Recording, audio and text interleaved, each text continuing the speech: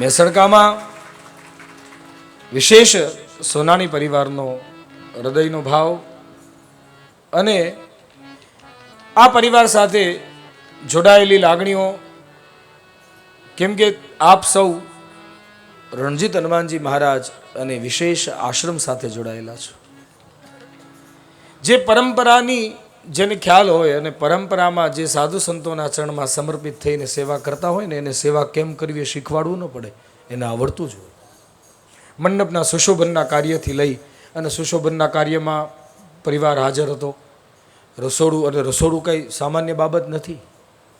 આપણે અહીંયા કથાનો પ્રસાદ પામતા હોઈએ ને કથાનો પ્રસાદ પામીને ઊભા થઈને વળી પાછા જ્યાં જઈએ ત્યાં થાળીમાં પ્રસાદ હાજર હોય તો એની પાછળ પણ ઘણા ઘણા સેવક અને પરિબળોનો પરિશ્રમ હોય છે. મને બીજો પણ વિશેષ એક આનંદ છે.